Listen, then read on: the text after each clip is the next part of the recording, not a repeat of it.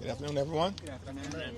This is day 23 of the Trump Republican shutdown, and House Republicans remain on vacation. They've canceled votes for 4 consecutive weeks and are on the verge of canceling votes next week because Republicans have zero interest in reopening the government. They have zero interest in finding a bipartisan path forward to enact a spending agreement that actually meets the needs of the American people. And Republicans have zero interest in addressing the health care crisis that they've created. Tomorrow, hundreds of thousands of hard-working federal employees will miss a paycheck and are going to struggle to be able to provide the basic necessities to live and survive. But Donald Trump is heading out of the country. House Republicans remain on vacation, and Senate Republicans continue to offer no solutions relative to a bipartisan agreement that actually meets the needs of the American people. In just a matter of a week or so, tens of millions of Americans are going to wake up to the reality because of the open enrollment period beginning on November 1st that their premiums, copays, and deductibles are about to explode. In many cases, everyday Americans having to pay $1,000 or $2,000 more per month in order to access health insurance. That's affordable. And many people are going to have to go without the ability to see a doctor. The Republican health care crisis grows more urgent by the day, and yet Donald Trump and Republicans continue to be nowhere to be found. They're not taking these issues seriously. They continue to keep the government shut down and hurt everyday Americans. Why? It's apparent to the American people that when it comes to the Republican approach, cruelty is the point. Questions? I have a redistricting question. I know there's some Democrats in Illinois who have expressed concern about redistricting and how it would dilute black representation in the state. Do you still want Illinois to push forward with the redistricting? There are ongoing conversations in Illinois, but there is no congressional map that would move forward that would dilute the representation of black and Latino communities in Illinois or in any other state that is currently held by Democrats. Thank you, Leader Jeffries. Jelana Jones running for Sylvester Turner's seat in Texas. She said on CNN, if you hit me in my face, I'm not going to punch you back in your face. I'm going to go across your neck. Is rhetoric like that appropriate, particularly in light of the threat against your life over the weekend? Yeah, I'm unfamiliar with the context in which that was said. But let me just say, of course, again, political violence that we've seen in this country intensify throughout this year is unacceptable in any form against anyone for any reason. You previously said that you were going to talk to Mamdani before early voting begins. Early voting begins on Saturday. Is that scheduled? And did you watch the mayoral debate? I want to know your thoughts. I have not had an opportunity to see the mayoral debate. I did see the end of the Knicks game, but I expect to have a conversation with the Democratic nominee at some point between this moment that we're in right now and early voting, which begins, I think, in the early part of Saturday. Leader Jeffries. Thank you, Leader. Senator Johnson is talking currently to Van Hollen's office and Senator Peters' office about a bipartisan bill to pay furloughed workers.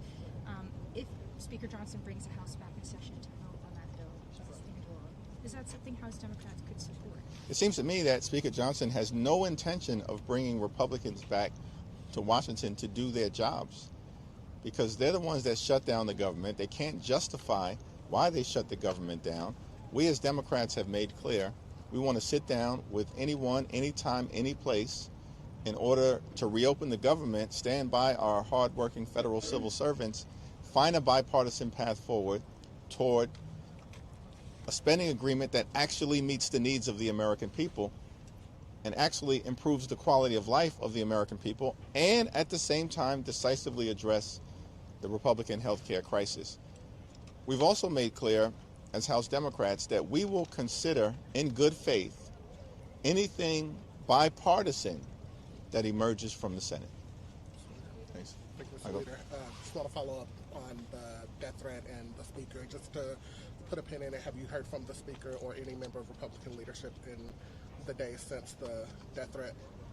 Not a single Republican has reached out, either from the House, the Senate, or the White House in connection with the death threat and the arrest. But that does not surprise me in terms of the environment that we're in, because these individuals, these extremists, are the ones, they can't justify the fact that Donald Trump pardoned hundreds of violent felons on his first day in office, people who brutally beat police officers, including seriously injuring on these Capitol steps, 140. And then on Donald Trump's first day in office, he pardons these violent felons and then unleashes them on American communities all across the country. And many of them have reoffended. And the Republicans, of course, as they always do, have supported that extreme action. And they just can't simply justify the fact that they've put the safety and well-being of the American people in jeopardy by their reckless actions. Would you say that not hearing from the Speaker, does that indicate like a waning in the relationship that you have? You say it's a forward-looking relationship that does that change the way that you hold the relationship, view the Speaker, that you haven't heard from him? The most important issues for us here in the Congress is to address the quality of life issues for the American people. We need to drive down the high cost of living, and we remain committed to finding a bipartisan path toward doing that in the context of this spending agreement. And of course, we have to decisively address the Republican health care crisis. For us, this moment is all about the American people. Like, understand the reality of what the American people are confronting right now. Costs are way too high. And we know that Donald Trump and Republicans, they promised to lower costs on day one. That's what they said all of last year, lied to the American people, because costs haven't gone down. Costs have gone up. Inflation, up. And we're going to see that again tomorrow when the numbers come out. Electricity bills, through the roof. Housing costs, out of control. Grocery costs, way up. Trump tariffs, causing thousands of dollars in additional expense on everyday Americans. And now, the extremists, the Republicans in the Congress, in the House, in the Senate, in the White House, could care less about the fact that tens of millions of Americans are about to experience dramatically increased premiums, co-pays, and deductibles. That's out of control, and they could care less. What are they doing?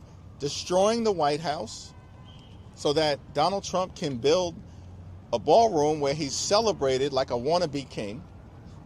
Donald Trump's trying to steal $230 million from the taxpayers by shaking down the Department of Injustice.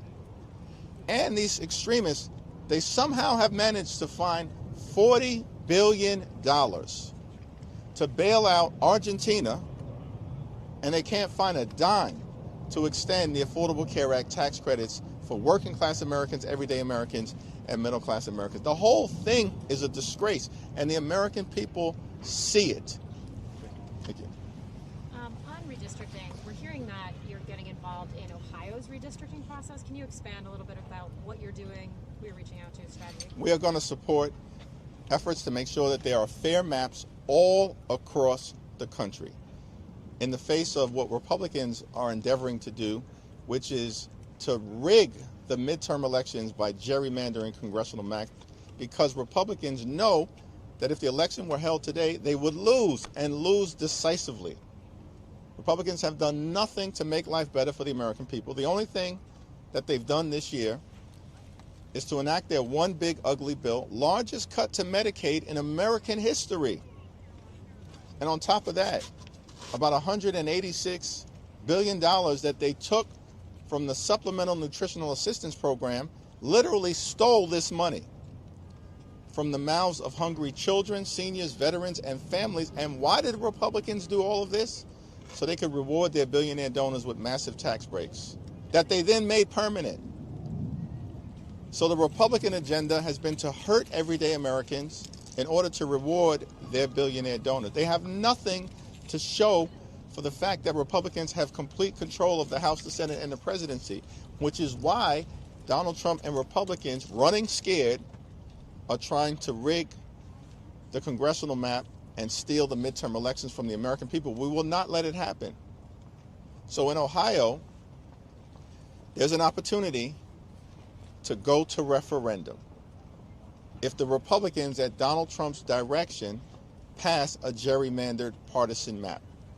And if that happens, just like we're doing in California right now, and we'll also do in Missouri, we will take the issue to the voters of Ohio, and I'm confident that we will prevail. Leader Jeffries, you talk about SNAP. Millions of people could lose benefits next month. States are already warning them that their cards won't load with their food assistance, and that's as a direct result of the shutdown. Does that put more pressure on you to find some sort of agreement with Republicans? Let's be clear about the situation that the American people confront. As part of their one big ugly bill, they cut $186 billion from the Supplemental Nutritional Assistance Program.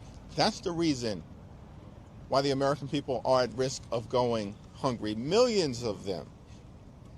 And as has been the case in prior government shutdowns, the money can be found by the administration if they chose to do so. In fact, there's about $5 billion available in a contingency fund for emergency circumstances just like this.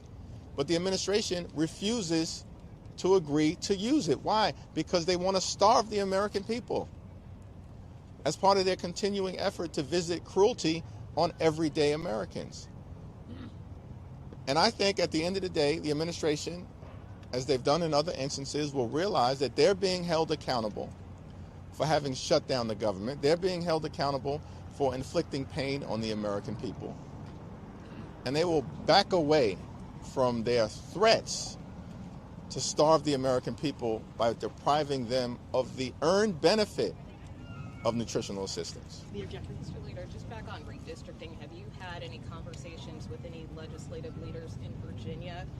Have you been briefed on their plan, and do you have any comment or reaction on it? The private conversations that I've had with legislative leaders and governors across the country will remain private. But can you be specific about Virginia, because some congressional members seem caught off guard by this? The people in Virginia, in terms of the legislative leaders, will speak for themselves in terms of the actions that are being contemplated.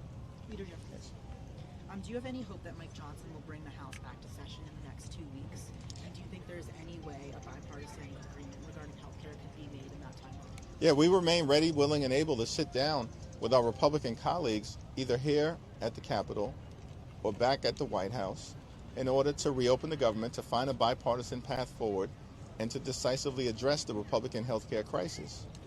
But it requires immediate and urgent action in order to actually address the situation that the American people find themselves in.